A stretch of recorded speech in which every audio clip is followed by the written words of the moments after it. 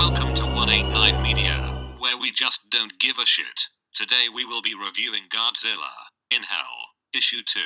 This comic is the reason I decided to do these review videos, because I know every Godzilla fan will enjoy this particular issue. It is more than a comic, or even a Godzilla comic. It is a bona fide work of art. Just check out all these panels. You can tell that the artist, Bob Eggleton, took his time with these images and put his heart into it. Just check out the freaking detail. At the end of this comic, Eggleton goes on to tell you the many inspirations he used to create this masterpiece. The artist, who also happens to be the writer, also lets us in on reason the art in this comic looks so good. The images in this comic book are painted. In fact, this is the first ever Godzilla comic to use old school paint to color in its panels. Anyway, maybe I will go into some of his inspirations later. First, let me summarize the comic for you. That cover is awesome, but not as awesome as some of the artwork in this issue. You can tell this version of Godzilla was inspired by the Godzilla from Godzilla 2000.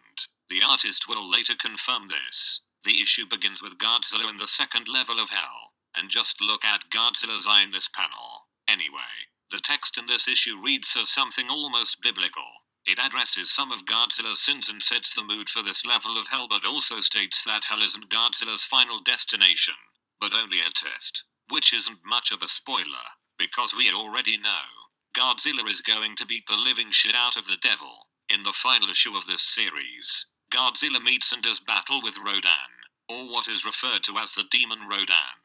Check out Rodan's soulless eyes. This is the most haunting version of Rodan to date in any form of media. Eggleton's text stoically describes the battle between Rodan and Godzilla. Anyway, Godzilla, who Eggleton refers to as the Leviathan, moves on to his next challenge, which happens to give merit to the old idiom about it being a cold day in hell. It is strangely refreshing to see a frosty version of hell, and it only helps to bring out this amazing artwork. Godzilla battles Anguirus in this crystallized oceanic setting.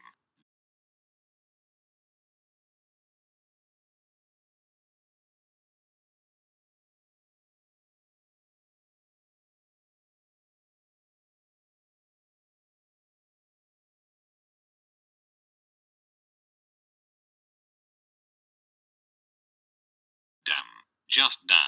This page is going to be my next wallpaper.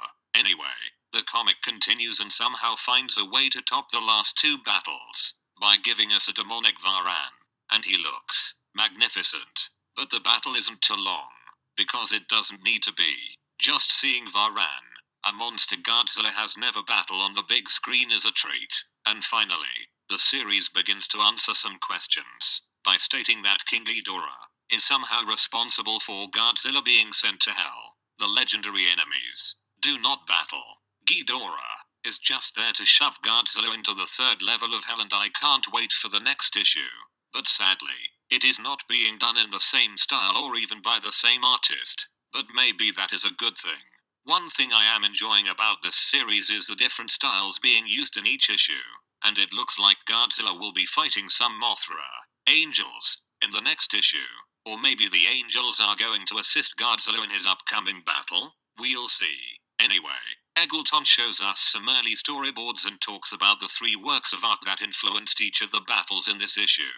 I highly recommend picking up this comic. Needless to say, I am giving it an 11 out of 10.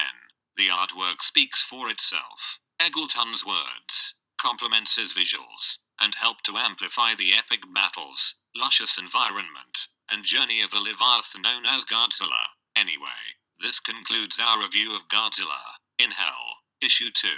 We will be dropping new videos every Tuesday, and never forget, reality leaves a lot to the imagination.